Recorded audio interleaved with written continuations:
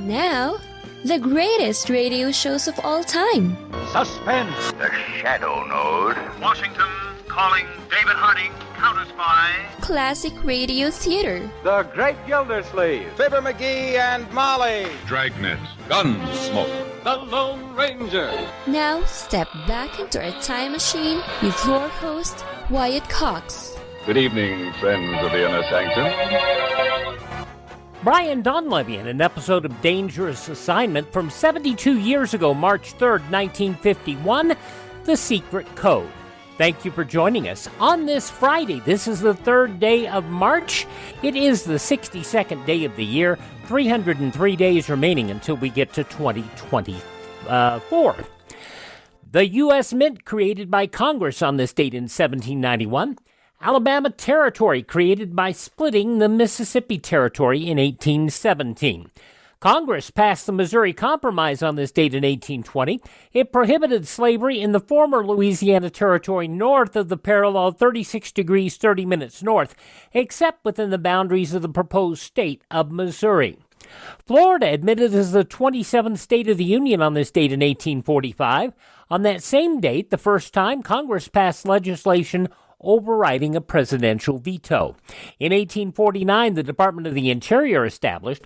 Congress passed the Gold Coinage Act on this date in 1849, allowing the minting of gold coins. Idaho Territory was organized as a political division of the U.S. in 1863. In 1865, Congress authorized formation of the Freedmen's Bureau, a federal agency that was formed during Reconstruction to aid distressed refugees of the American Civil War. Opening of the Hong Kong and Shanghai Banking Corporation on this date in 1865, the founding member of the HSBC Group. Congress enacted the Comstock Law on this date in 1873, making it illegal to send any obscene, lewd, or lascivious books through the mail. The first ever organized indoor game of ice hockey played in Montreal on this date in 1875. Rutherford B. Hayes privately inaugurated as the 19th President of the U.S. in 1877. His public inauguration would be on March 5th. The U.S. Geological Survey created in 1879. American Telephone and Telegraph incorporated in New York State in 1885. Kaiser Wilhelm II of Germany became the first person to make a sound recording of a political document using the Thomas Edison cylinder. J.D. Rockefeller Jr. announced his retirement of managing his businesses in 1910 so he could devote full time to being a philanthropist. Time magazine published for the first time in 1923. The U.S. officially adopted the Star-Spangled Banner as its national anthem in 1931. It was that late. Mount Rushmore National Memorial, dedicated in 1933. President Hoover signed the Norris-LaGuardia Act into law in 1933, opening the doors to increased unionization. Oil discovered in Saudi Arabia on this date in 1938. Skipping to 1966, a British Overseas Airways Boeing 707 flew into a mountain wave after the captain decided to give the passengers a close-up view of Mount Fuji. All 124 people killed. 10, 9. We have ignition sequence start. 6, 5, 4, 3, 2, 1, 0. All engines running. Commit. Liftoff. We have liftoff at 11 a.m. Eastern Standard Time.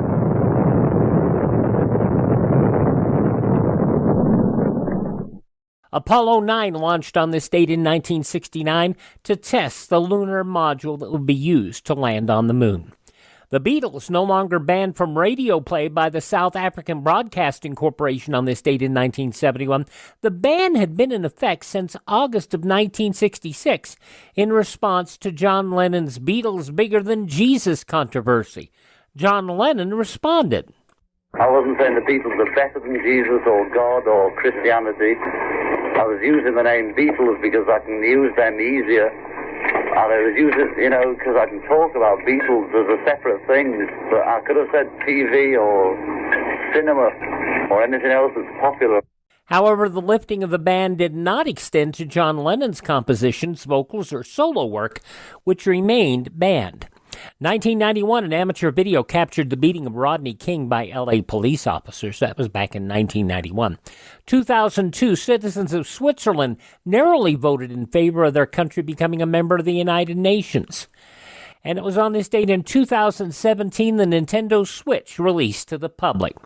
Passing away on this date in 1959, Lou Costello. What time is it? Why, it's time for the Abbott and Costello Show. We're on the air for ABC here in Hollywood. Well, what are we waiting for? Let's go with the Abbott and Costello Show. Such a delightfully funny man, Lou Costello passing away on this date in 1959. Bub on My Three Sons, and Fred Mertz on I Love Lucy. William Frawley also passing away on this date. From Bewitched, Gladys Kravitz, you remember her role. Alice Pierce passing away on this date. Also the very funny Danny Kaye. Dancer Arthur Murray, Dance Studios in his name for years and years. Also, the man who executed the first 4-minute mile, Roger Bannister, passing away on this date.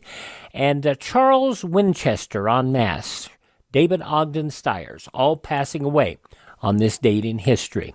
This is the birth date of Alexander Graham Bell, actors Jean Harlow, and Montgomery Scott, Scotty in the original Star Trek, James Doohan. Klingons call you a tin-plated, overbearing, swaggering dictator with delusions of godhood. Is that all? No, sir. They also compared you with a Danubian slime devil. I see. And then they said that you were... I get the picture, Scarab.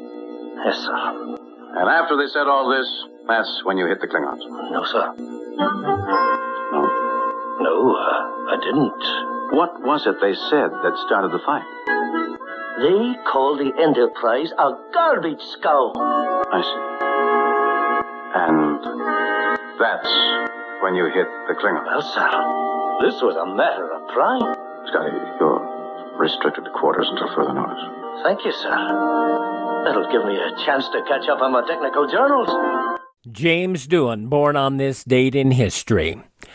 She sang about the right time of the night, and with Joe Cocker about being up where we belong.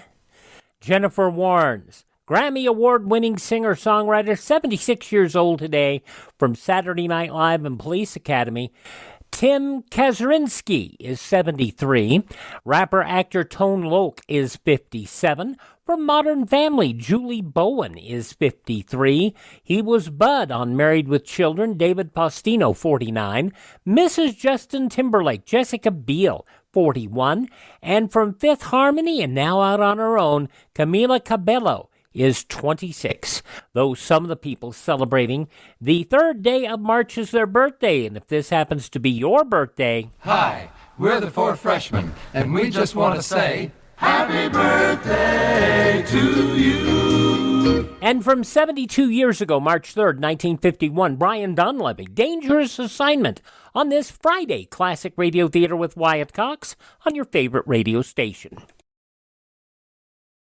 Now on this Friday, Classic Radio Theater with Wyatt Cox, we go back to 72 years ago today, March 3rd, 1951, Brian Donlevy, Dangerous Assignment.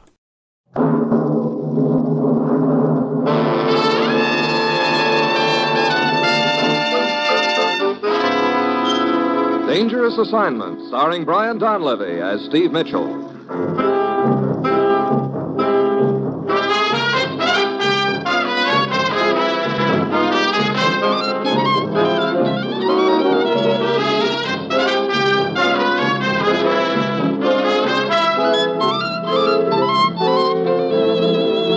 Yeah, danger is my assignment. I get sent to a lot of places I can't even pronounce. They all spell the same thing, though, trouble. But when I walk into the commissioner's office, I don't realize that this assignment's going to have me playing a friendly little game of who's who.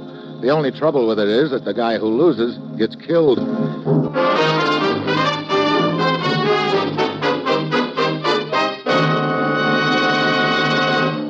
Morning, Commissioner. Ruth said you had an assignment for me. I do. Steve, suppose you had a secret code. Yeah? And you suddenly found out it wasn't so secret. What? Suppose you found out that a hostile country had succeeded in deciphering it. What would you do? Well, I'd quit using that particular code. Would you? Well, wait a minute. No, I don't. If I knew that they'd broken the code, but they didn't know I knew, I think I'd keep on using it. Why? Well, that way I could send a lot of phony information that'd probably tie their strategy in knots. That's absolutely right, Steve, and that's just what's been going on for the last 6 months. What? Yes, 6 months ago, we found out from a very secret source that a certain country had broken one of our diplomatic codes, one we've been using with the French government. And we've been using that same code since, sending false information? Yes, we've managed to mislead that particular country on several vital issues during that period. Well, it sounds like a pretty neat little racket. It is indeed, and we'd like to keep it going as long as possible. But obviously, the success of it depends on their not knowing that we know they've broken our code. And that's why the whole thing is hanging in the balance right now. You mean they found out we know? Not yet. But unless we can prevent it, they're going to find out very soon. How do you mean? Somewhere along the line here in the States, there's been a leak, Steve. Somebody's found out our little secret. And right now is en route to a meeting with a representative from that other country to sell them that secret. Oh, great. Who is this guy and where is he now? We think that he or she's in London at the moment. He or she? Well, Steve, we haven't the slightest idea who this person is. Oh, you're really giving me a lot to go on, Commissioner. Right now, that's all the information we have. Do you know where this meeting is to take place? No. Huh. You say you think this character's in London. Have we any agents there? Yes, Slater's in London right now working on the deal. He's staying at the Regency Hotel. Get over there, Steve. Work with Slater. Try to find out who this person is, and above all, prevent that meeting from taking place. Well, that's it. You've got your assignment. Good luck.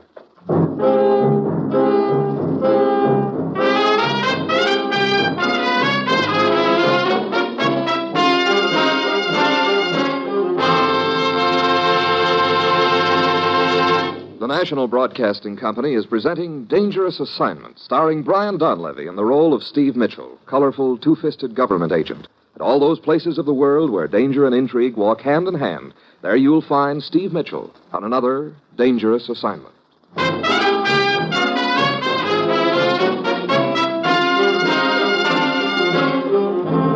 Sure, I've got my assignment. Find somebody, we don't know who, who's on his way to a secret meeting, we don't know where. A real breeze. Well, it's Wednesday when I get to London. I head for Slater's hotel room. Sure glad to see you, Steve. I've been chasing so many smoke rings on this deal for the last few days that I'm groggy. But all of a sudden, things are looking up for us now. What do you mean? An old friend of mine blew into London from Eastern Europe last night. Triflis. Oh, yeah, that little international information peddler, huh? That's right. What I found out from him cost me plenty, but it was worth it. What'd you find out? The meeting is to take place in Athens, Greece, tomorrow night. Athens? Yeah. According to his information, our boy is going to be on the plane that takes off in 2 hours. Oh, Triflis seems to know just about everything else. Does he know who this party is? No, you know how these things go, Steve. You can find out a lot about events in this business, but as to the names of people involved, well, that's a different story. Yeah.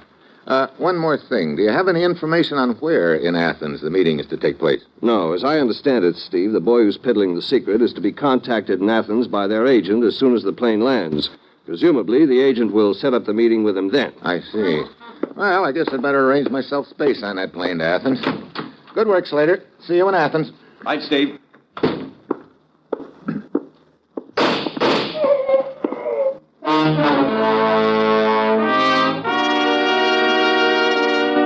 The shots came from Slater's room. I run back and jerk the door open. Slater's lying on the floor. Window, Steve! Window! I head for the open window. There's a fire escape leading down to the alley, but there's nobody in sight. I go back to Slater, but one look and I know he won't be able to tell me who shot him. Slater is dead. So now I'm strictly on my own. The boy we're after was on to Slater, all right. Now I'm asking myself, is he or she on to me, too? I've got an uneasy hunch that sooner or later that question will be answered one way or another. But right now, I know the killer's going to be on that plane to Athens, which means I've got to be on it, too. I cable our agent in Athens, and then I head for the airport outside London and buy my ticket.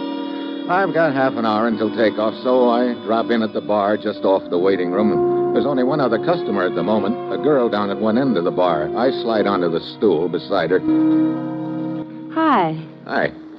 One for the road, huh? Yeah, how about you? Where I'm heading for, I'll need more than one. Oh, where's that? I got a job waiting for me in Arabia. Secretary to the boss of an oil company there. But you know, little Marty's having a tough time talking herself into taking it. Yeah, that's pretty rugged country. Yeah. So I'm keeping my eyes open. And if I find anything more interesting along the way, I'll take it. You mean a job? Leave us not limited. Well, now you've heard the story of my life. What's yours? Oh, just knocking around. Heading for Athens in about 20 minutes. Oh, good. Huh? We'll be playmates. What? Look, I thought you said you were going to Arabia. Sure. By way of Athens. I see. A little out of your way, isn't it? Maybe. But I'm in no hurry. Like I told you, if I run into anything more interesting on the way, well... Yeah. Well, who knows, Marge? Maybe you will. I'll see you on the plane.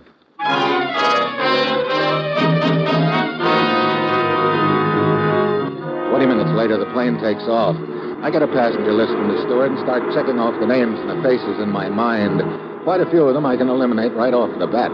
Some British Army and Navy officers, a Senate committee. Finally, my list narrows down to 4 passengers. Marjorie, the girl who's looking for something interesting. A tall, sinister-looking gent named Stryker who's sitting next to her. A nervous little Frenchman named LeBlanc, and a fat gent named Fabian who's sitting next to me. Fabian's the happy tourist type, and his supply of bum jokes is apparently inexhaustible. Then he says, why, that's nothing. I can't even find the room. Oh, that's pretty good, huh? Well, that reminds me of the one about the fellow who decided that...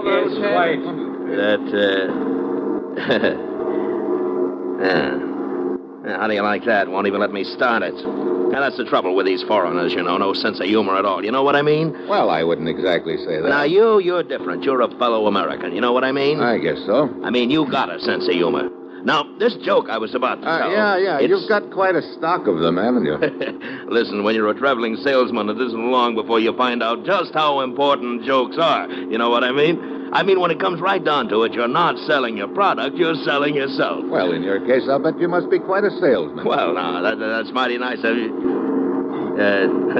I'm not sure I get you, friend. Oh, skip it. What else do you sell besides yourself and your snappy sense of humor, Fabian? Oh, the right fountain pen, friend. Surely you've heard of us and our slogan. Slogan? Yeah. Right. Oh, fine. And that, of course, reminds me of the story about the woman who used one of our pens. Hey, aren't we turning off our course? Yeah. I wonder why. We're over the south of France right now, and it's fogging up on us quite a bit. We'll probably be down for a few hours. Well, that suits me all right. I can sell as many pins in the south of France as I can anywhere else. I can see one guy it doesn't seem to suit. Huh? A tall gent sitting next to the girl. He seems to be doing a little fancy fidgeting. Hey, say, I didn't notice before. The little lady. She's quite a looker, isn't she? You mean Marjorie? Oh, you know her? Uh-huh. You think I could make any time there? Well, she said she was looking for something interesting. Well, in that case, we ought to get along just fine together. Because if there's one thing I am, it's interesting. You know what I mean? No, but keep me in the dark. Know what I mean? The plane lands at a little emergency airfield. Nearby, there's a French village. All of the passengers troop in and head for the nearest bar. Hi, Steve. How you doing? Hi, okay, Marjorie. You know, I've got a guy who's just dying to meet you. His name is Fabian. Oh? Well, I hope he's more interesting than the tall gent who's been sitting next to me. His name's Stryker. But I had to practically beat that fact right out of him.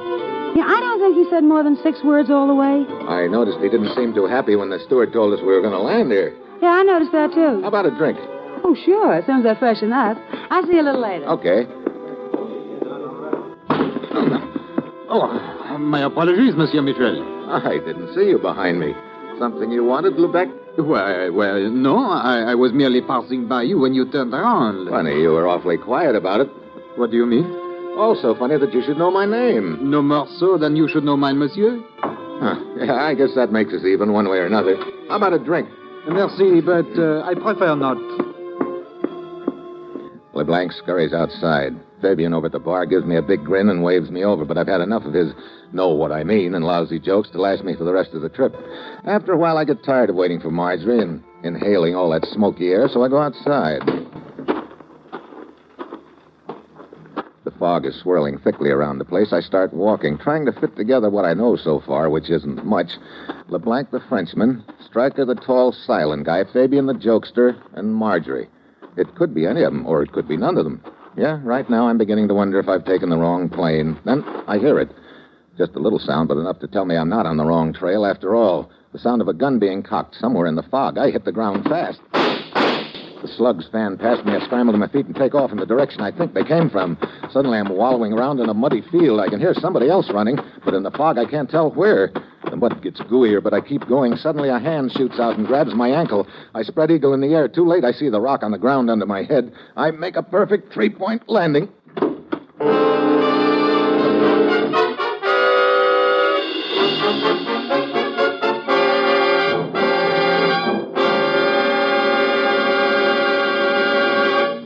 You are listening to Dangerous Assignment, starring Brian Donlevy as Steve Mitchell.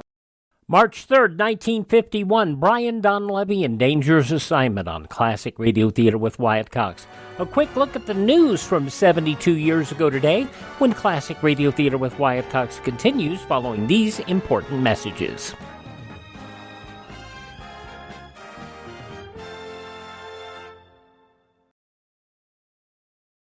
Just when you thought it couldn't get any better, Mike Lindell and MyPillow launching the MyPillow 2.0. Now, when Mike invented MyPillow, it had everything you could want in a pillow. Now, nearly 20 years later, he's discovered a new technology that makes MyPillow even better. Of course, the patented adjustable fill of the original MyPillow, but now with brand new fabric with a temperature-regulating thread, it's the softest, smoothest, and coolest pillow you'll ever own. Say goodbye to tossing and turning and flipping your pillow over in the middle of the night. And more great news on the MyPillow 2.0 buy one, get one free offer with my promo code Wyatt. MyPillow 2.0 is 100% made in the USA, 10-year warranty, 60-day money-back guarantee. Go to MyPillow.com, click on the radio podcast square to receive the MyPillow 2.0 buy one, get one free offer. Use my promo code Wyatt or call 1-800-928-4715.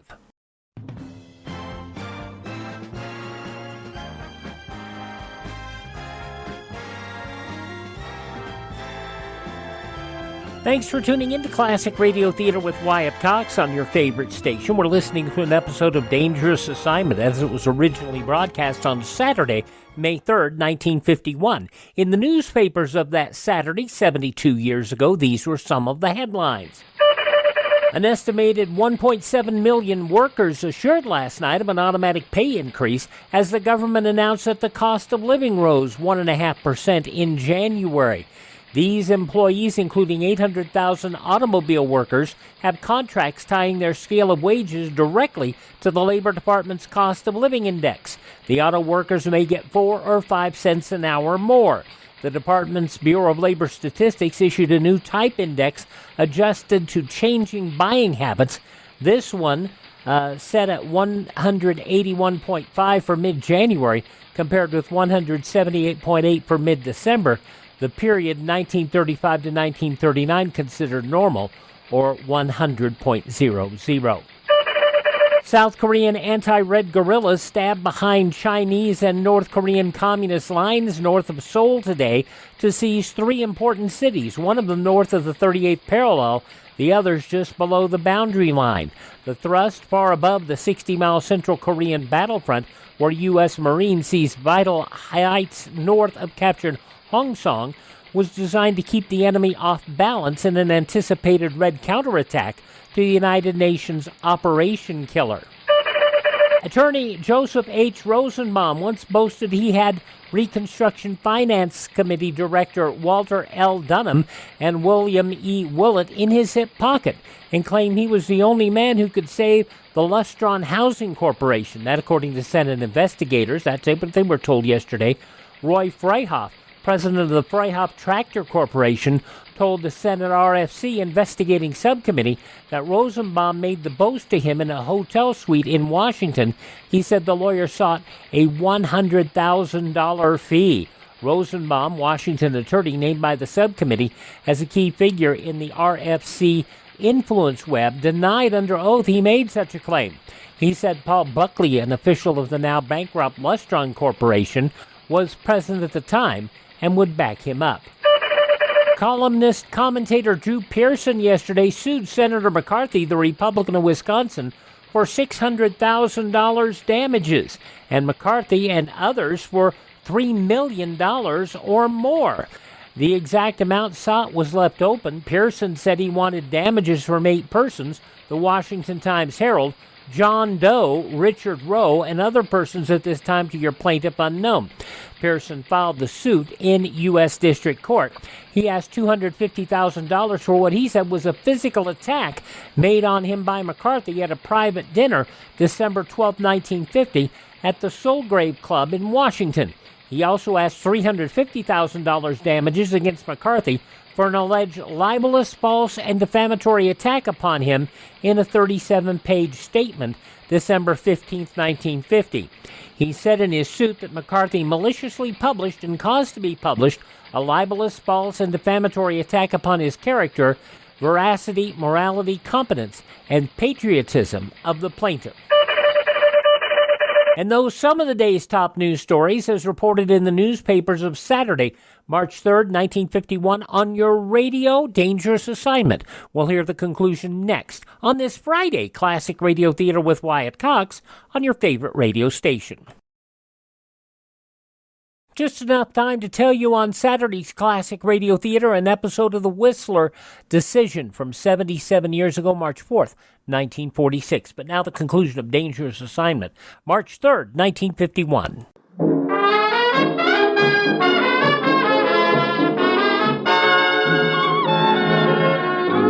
I don't know how long I've been out, but when I come to, I'm all alone in the muddy field, so now it looks like whoever I'm after knows a lot more about me than I know about him. But what I don't get is this. Why didn't he finish me off?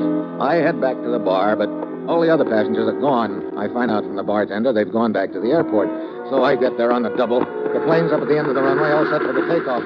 I make it aboard just in time.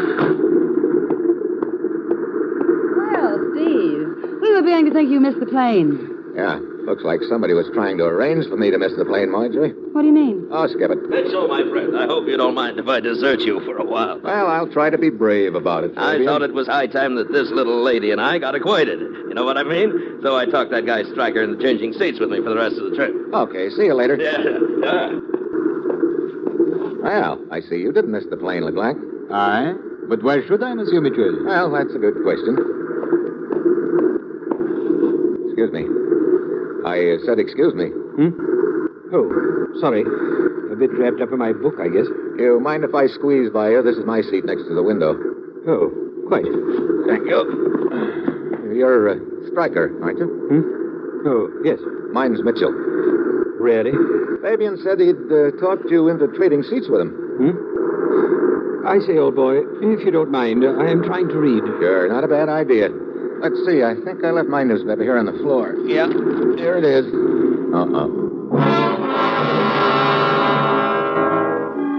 What stopped me cold is Stryker's shoe beside the newspaper on the floor. There's mud on it, and it's the same color of mud as that in the field where I was chasing the person who shot at me. So Stryker, at this point, has just been promoted to number 1 on my suspect list. It's a long haul to Athens, but I don't close my eyes for a second all the way. Sitting next to a guy you think could be a killer is not exactly conducive to snoozing. Finally, the plane lands in Athens. I get off first and hurry into the waiting room. According to what Slater had found out before he was killed, this is the spot where the contact is to be made. I look around the waiting room. Several people are lounging around, 2 guys over in one corner, a third standing in front of a poster, a woman with a baby. Any one of them could be the agent. Now the rest of the passengers file into the waiting room. Marjorie's first. She doesn't talk to a soul, but heads straight for the newsstand, picks out a magazine and starts looking at it. Next comes Fabian, the fat boy. He walks straight through the waiting room and into the limousine outside.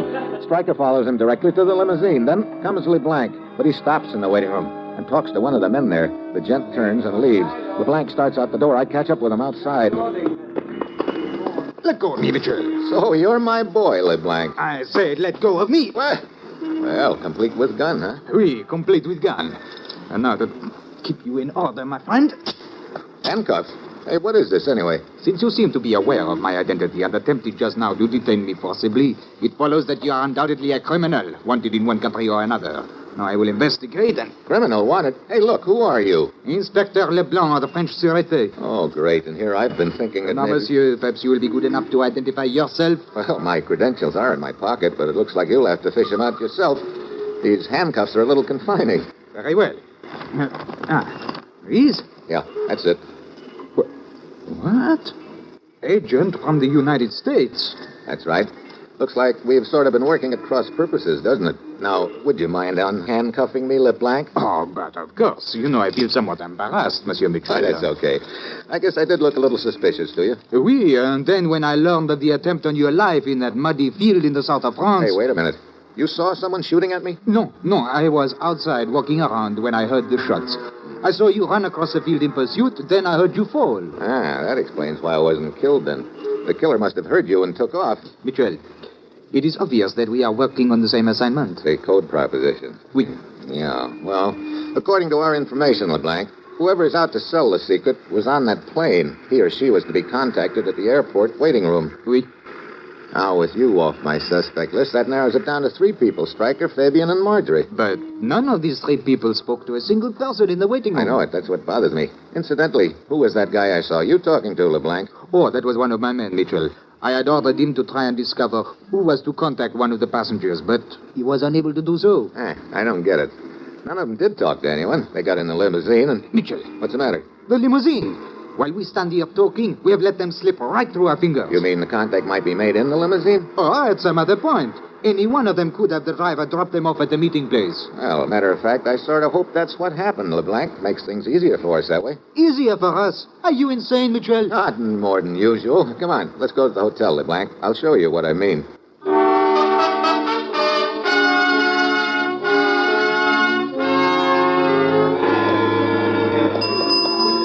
Oh, Mitchell, I still do not understand what you mean, but...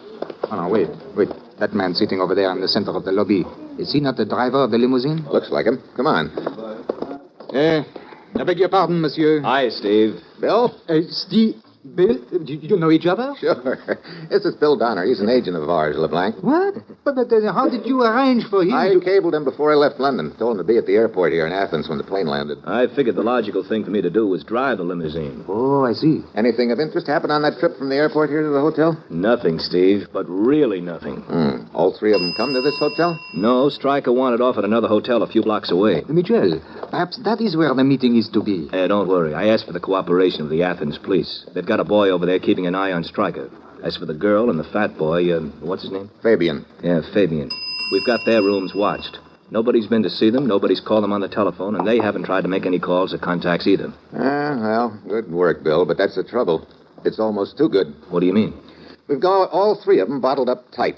Maybe the contact's already been made. Well, there sure wasn't any contact made after they left the airport waiting room, that's for sure. And, Mitchell, how could any contact have been made inside the waiting room? We observed all 3 of them. They did not talk to a soul. The 2 men went directly to the limousine. The young lady paused only long enough to glance at the magazine at the newsstand. Hold it a minute. Wait a minute. Magazine, newsstand. Hey. Steve, you think she could have gotten a message out of the magazine she was looking at? I don't know. They'd really have to be sure she got the right magazine, but what I'm beginning to wonder is if the contact might not have been a visual one. Visual? I don't follow you, Mitchell. Well, something in that waiting room that would give whoever was looking for it a clue as to the meeting place. But what could it be? I don't know. Maybe nothing, but it's worth a chance anyway. I'll see you later.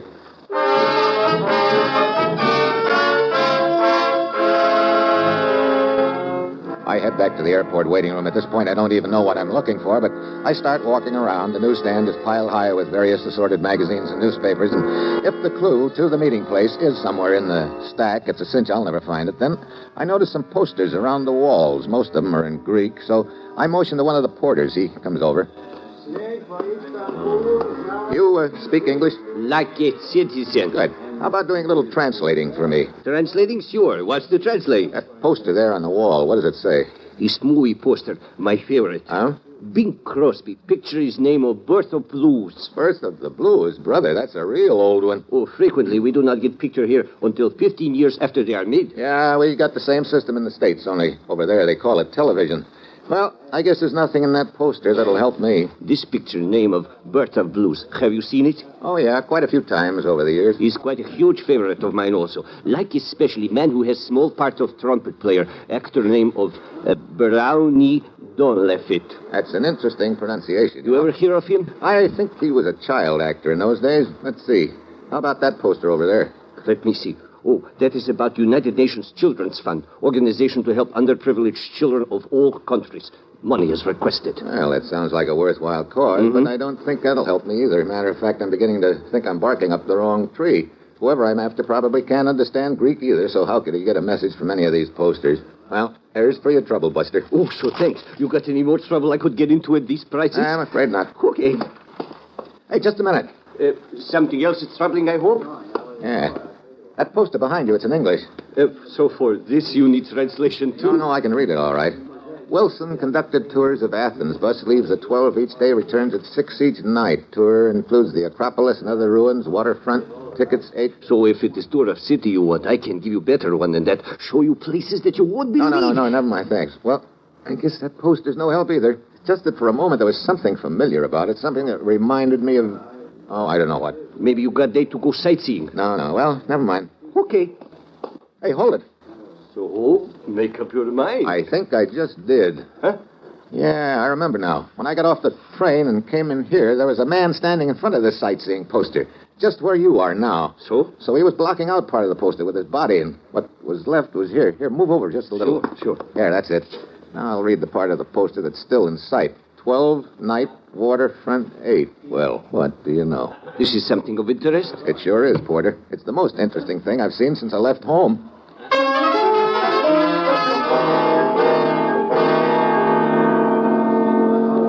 12, night, waterfront, 8. That's it, LeBlanc. And when freely translated, it means Pier 8 at midnight in my book. But if you are right, Mitchell, if this is the contact message, then the person for whom it was intended would not need to stop in the waiting room or talk to a soul. Which means it's open season on all the suspects again. Where are they now?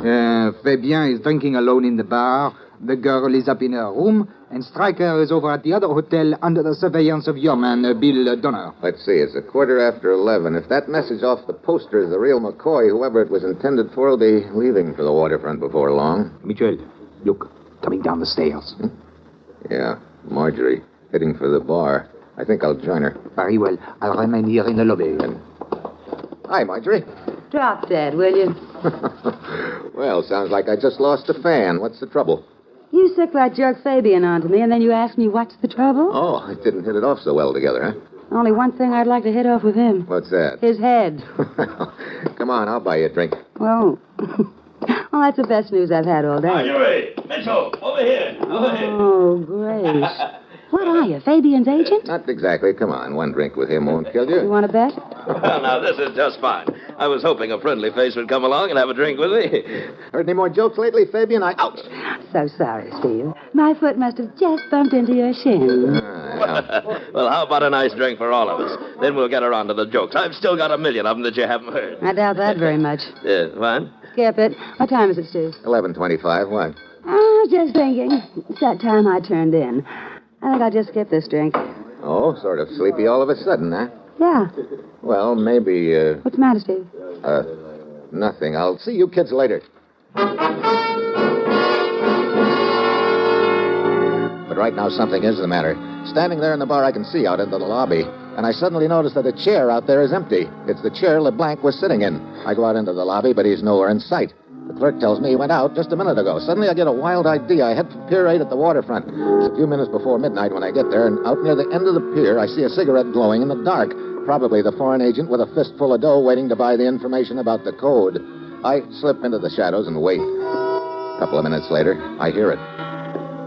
Steps on the pier coming my way. This could be the person I've been after, at last. Then I see a figure looming up out of the dark. I wait until it's right beside me. Then I jump. LeBlanc. Michel. So that wild idea wasn't so wild after all. What are you talking about? You, mostly. I suddenly noticed that you'd left the hotel, and it occurred to me you might be my boy. What? Michel, that is absurd. I had a perfectly good reason for leaving the hotel in a hurry. Oh? What was it? Your man Donner sent word from the other hotel that our suspect there, the man called Stryker, was checking out. I proceeded over there immediately and followed Stryker to the airport. But when he boarded a plane for the Far East, I realized that he could not be our man, since he had as yet made contact with no one. I see. I returned to the hotel, but you were gone. Then I remembered the message on the poster you had told me about, so I proceeded here. Well, your story sounds all right, LeBlanc. But of course, because it is true. Oh, no, Mitchell, do not let your imagination play tricks on you. I'm trying not to, LeBlanc. What is it? Hold it. Yeah, somebody else coming. Get down behind these crates. There. Wait. The steps stopped. They must have heard us. Well, LeBlanc, get back. You Okay. Oui. Michel, where have those shots come from? The foreign agent. Farther out on the pier, he must think the first shot was aimed at him. That's our boy again. You know, LeBlanc, this is working out just fine with luck. They may kill each other off. Hey, sounds like the agent got hit. Listen. Yeah, I'll wait until he gets close. Now! Fabian, let go! Drop the gun, drop it! I will kill you! I've got your wrist locked. Pull that trigger now and you'll... Michel, he shot himself. Yeah, trying to do likewise to me. Are you all right? Yeah. So Fabian the jokester was our boy. Looks like in the long run the joke was on him, but at least he turned out to be a very obliging guy. Obliging? Sure. He killed the goose who was going to lay him the golden egg, and then he killed himself. Come on. I want to take a look at this other guy. Well, Michel, it appears our secret is still safe. Yep, both seller and purchaser of same are out of business. Now, here we are. Shine your light down on the pier. Very well. Oui, I recognize him. He's a well-known foreign agent. You mean was? Yeah, I've seen his picture before. Wait a minute. This envelope in his hand. He's pretty bulky. Damn, Michel. American money. The envelope is bulging with it. $1,000 bills. 15 of them. They really must have figured that Fabian's secret was worth plenty, all right? At a time like this, it would be convenient to be soldiers of fortune rather than government agents, Michel. Yeah, it'd be a tiny little sum to slip into our pockets, wouldn't it? But I've got a much better idea, LeBlanc. A poster I saw in the airport. Poster? Oh, you mean the one of which you read the message about this meeting place? No, another one. Advertising the United Nations Children's Fund, an organization to feed and clothe underprivileged and displaced children. According to the poster, they need dough, and here's $15,000. No, that is a splendid idea, Michel. You know, I am certain that this dead agent's government could have no possible objection if this money were used for such a noble purpose. Well, after all, LeBlanc, they're always yapping about how interested they are in the little people, so we're just taking them at their word.